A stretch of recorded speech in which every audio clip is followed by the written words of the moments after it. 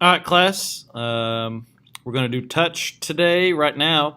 Hope you all enjoyed the smell and taste lab we did today. We're going to do something with touch and with the touch sense tomorrow.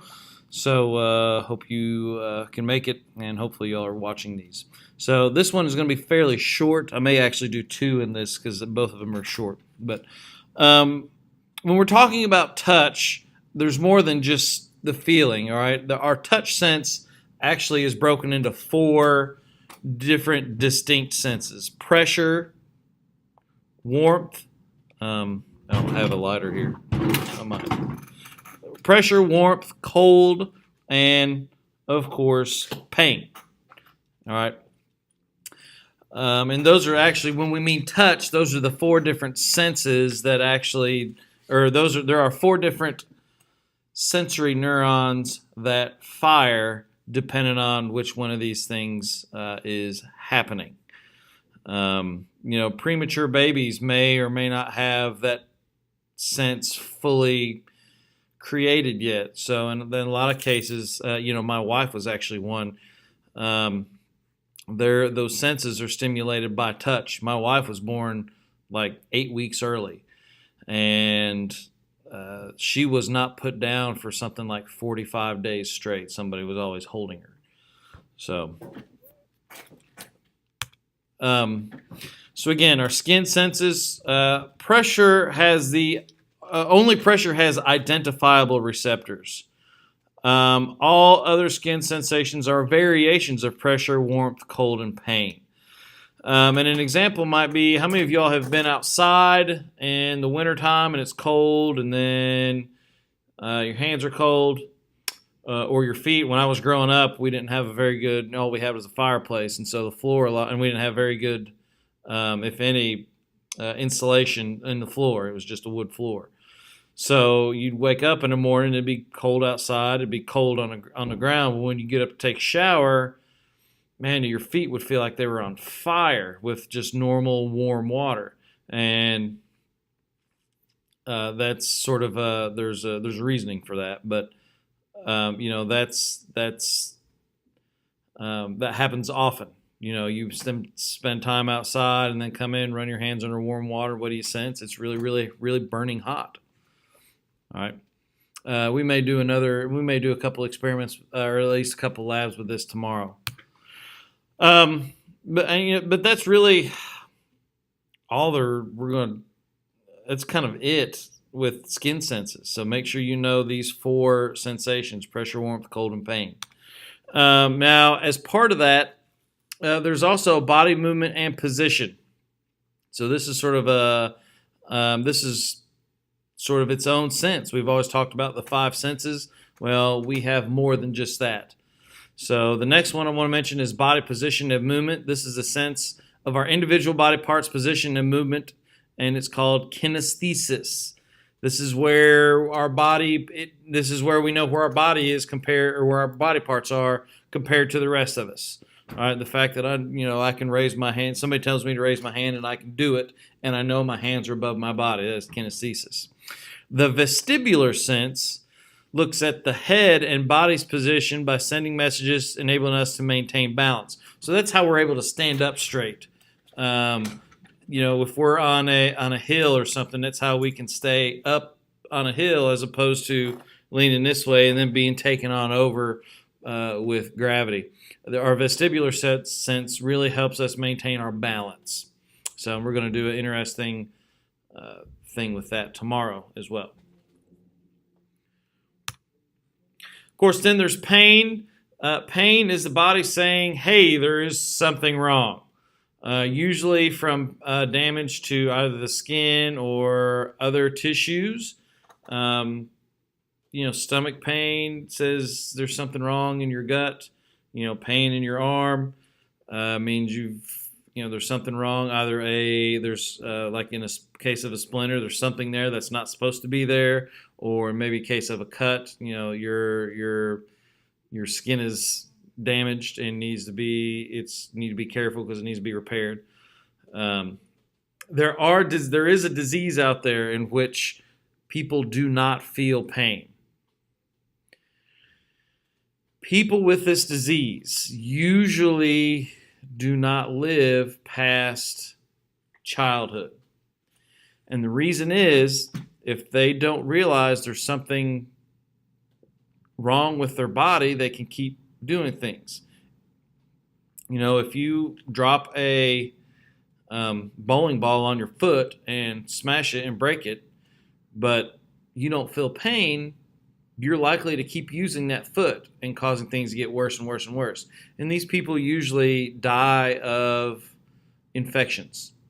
You know, you all know when you get an infection, you know, whether it be an infected toenail, an infected cut, it hurts worse. All right, again, your body's saying there's something definitely wrong. Well, these people do not feel that, so they don't sense that anything's wrong, so they don't do anything different, which makes the infection get worse and worse and worse. Or maybe they don't seek treatment because they don't think it's bad because it doesn't hurt. And they end up dying because of usually sepsis from infection.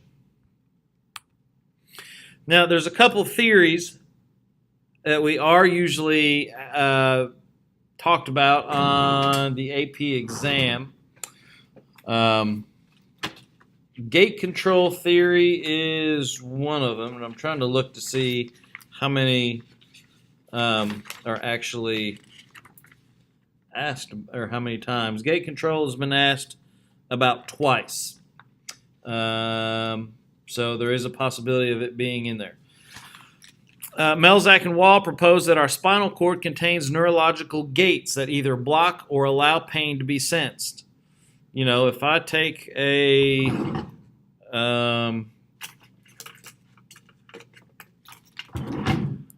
paper clip, poke my hand, I can feel the pressure, but it's, you know, this is not really painful. I can feel the pressure, but it's not painful.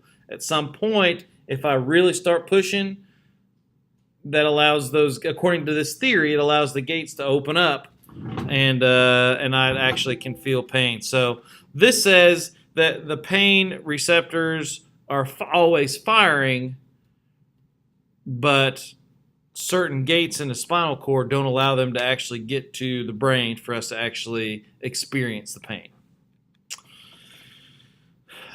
Pain is generally controlled by a number of therapies, usually drugs or surgeries, but also things like acupuncture, exercise, hypnosis, and even thought distraction. You know, pain is a strange thing. Why some people feel it in some cases and others don't. Why some therapies work for some people and others don't. It's actually a fairly wide open field within psychology. If maybe you're interested in studying that.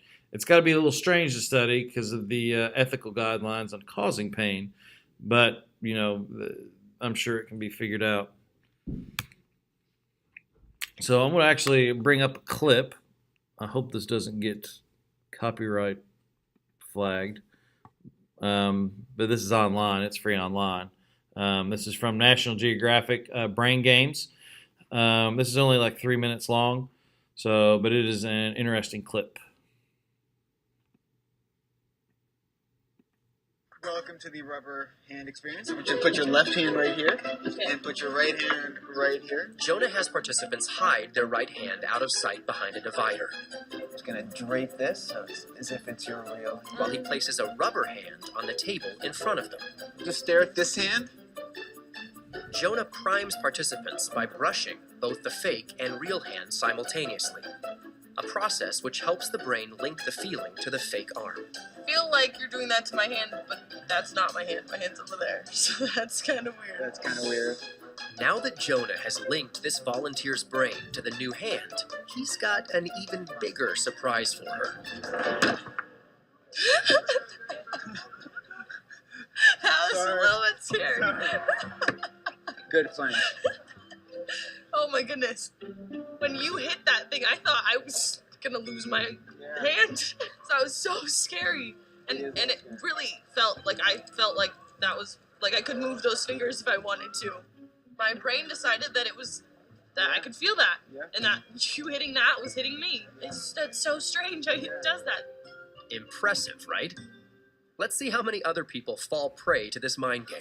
My name's Jonah. Okay, so you keep on staring at that hand.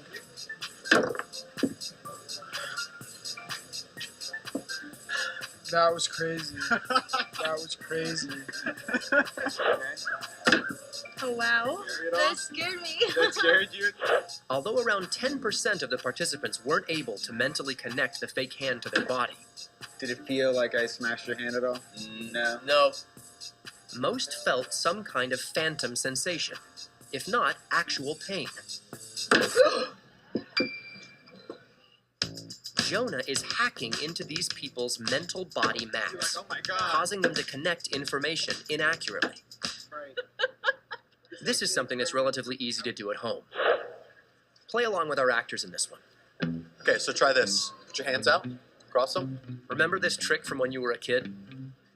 Place your hands in front of you, cross your arms, and place the face of your palms together with your thumbs down. Fingers together and bring it up. Link your fingers, and then twist your arms down and towards you. There you go.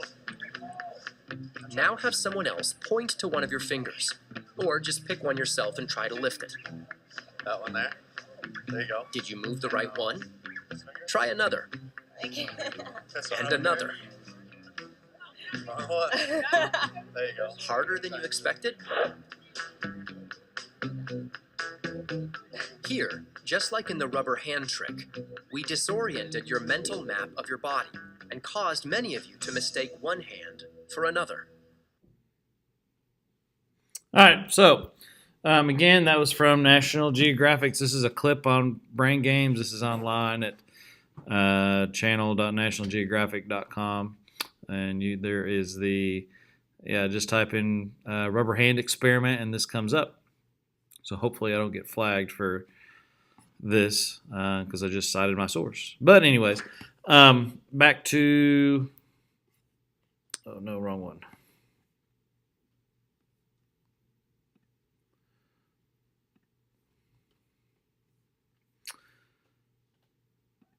So it's pain is a strange thing. There are some psychosocial influences. Of course, the biology is a big part of it. The one we just talked about. We've talked about how if you poke your hand on a cactus or something, and you'll flinch back before you even feel the pain. Activity in spinal cords, large and small fibers, genetic differences in endorphin production, and the brain's interpretation of central nervous system activity. They all kind of feed into our personal experience pain, but also things like sociocultural influences, the presence of others, and the empathy of others is pain, as well as cultural expectations. Presence of others, you see this a lot with probably boys. And men are much less likely to either feel pain or show that they feel pain if they are in the presence of other males. There are some cultures where feeling pain, where you have to go through pain to be a man. And then on the other end, there are people who have a tendency to feel others' pain or empathetic pain. You see somebody with a broken arm, and all of a sudden you feel like your arm feels funny or it hurts. And then there's the psychological influences of pain. Some of us pay more attention to pain than others. We used to cry like the Diggins when we used to get a shot. Now you don't really think about it. I mean, we're getting a flu shot here this month. You just do it and move on. So I don't know if as adults we pay less attention to pain than as we do for kids, but we also learn based on pain experience. I have learned to not do certain things because they will cause me pain. Things like lifting too much weight or jumping across a bonfire, and I'm not going to get into a story about that. Actually, that wasn't my pain. That was my roommate's pain when I was in college. We won't get into that either. or taking a knife and running it along, which I've not done that either, but from experience that cuts hurt, and you're not going to purposely cut yourself. So, learning based on pain experience and then expectation of pain relief. I'll take this little pill and all my pain will go away. All right, so there's a lot of other things, a lot of other influences that go along with the feeling of pain. We've already done that. So one other quick PowerPoint I want to go through before we close this one up, because this goes over a few things that are different. Which we've talked about, vestibular sense. That's our body orientation with respect to gravity. This is, I guess, some of this is going to be a review. I do want to mention that vestibular sense is associated with the inner ear and is carried to the brain on a branch of the auditory nerve system. A lot of times people with ear injuries will also have what's called vertigo, which is basically a sense where they can't get balanced. A lot of things can cause that, but ear injuries or ear infections, that's why people will get dizzy sometimes with ear infections, because of that sense is within the inner ear and is on the auditory nerve. Children develop their vestibular senses by swinging, spinning, twirling, and rolling around on the ground, basically making themselves dizzy. That allows them to get better vestibular sense. People who are ice skaters, you've seen them doing their really fast twirl, twirl, twirl, twirl, twirl. All right, they do that a lot, and what that is doing is strengthening their vestibular sense. And especially down here, vestibular movement is considered critical to brain development. We'll skip that. Here's a funny video of somebody on their video game on a roller coaster, and he just gets off balance just a little bit, and he's done. And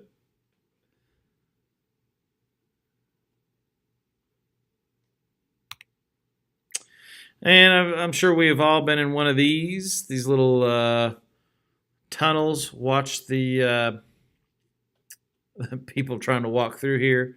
Sight also has a lot to do with this. You'll notice if you do play one of those dizzy bat games, the room kind of starts spinning and your body's trying to keep up and it can't. This creates the same sort of effect. And if you watch these people, they're having trouble moving through here. Now, once they sort of get used to it, then it gets a little easier. Their body starts to adjust. Now, it'd be nice to watch what happens when they get off of it. But watch how they all kind of are leaning one way. And you got this dude here being a hero to this girl. And nobody sees him. Because they're worried about falling. Sorry, I think it's funny. Again, kinesthetic is the body movement relative to each other. It's how I can go like this and not like this. All right.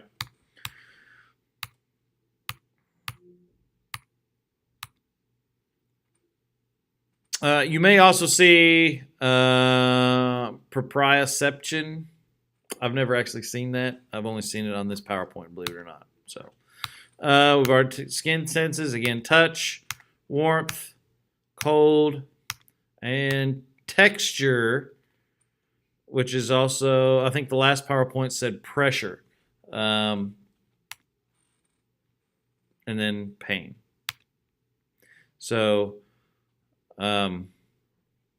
here's your 4: warmth, cold. This could be pressure or texture and pain.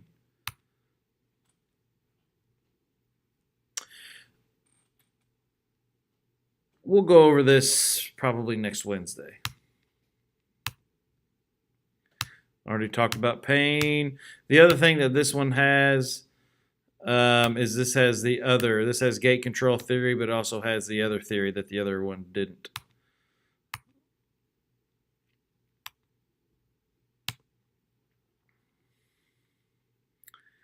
Pain equals sensation plus the brain plus the expectation of pain. So what this means is if you don't have a brain, you will not feel pain. So people who are brain dead do not, according to this, do not feel pain because you've got to have a brain to perceive that. However, what we found is that it is a lot more complex. There's not one stimulus. There are not special receptors for pain either. Research shows extent of pain is more influential than duration, such as medical procedures. Basically, how much pain there is a lot more influential than how long it is. There are things called fast fibers and slow fibers that deliver the pain sense. Fast fibers deliver most of the sensory information to the brain. These are small nerves. Then most other sensations are on these slow fibers. Here's, again, gate control theory. We've already talked about that. Proposed that our spinal cord contains neurological gates that either block pain or allow it to be sensed. This expands on it a little more. Spinal cord contains small nerve fibers that conduct most of the pain. So most of your pain is on the small nerve fibers. Remember, they got to be fast so that we move that hand or so that we get out of whatever situation we're in. But it does also contain larger fibers. When tissue is injured, small nerve fibers activate and open the neural gate to allow those pain senses to go through. The large fiber activity shuts the gate. So if you stimulate gate closing activity by things like massage, electrical signal, or acupuncture, you can disrupt the pain message. The brain. So remember we were talking about therapies and how acupuncture is a therapy. Acupuncture kind of works along this gate control theory. So let's say I tear a muscle in my back lifting a cord of wood into a truck. All right, I've torn my back. All right, so that pain is going to fire along those small nerve fibers, and it's going to activate that neural gate, and thus I'm going to feel pain so that, number one, I stop doing what I'm doing, and number two, so I can rest so it can heal itself. What can happen is that pain will have a tendency to linger, and so people will go to acupuncture. And what acupuncture is, it's those little needles inserted to different muscles. I don't know if it's muscles or nerves, but that triggers those large nerves, which then will then close that gate. So when that gate's closed, those pain signals can't get through, and oh wow, my back feels so much better.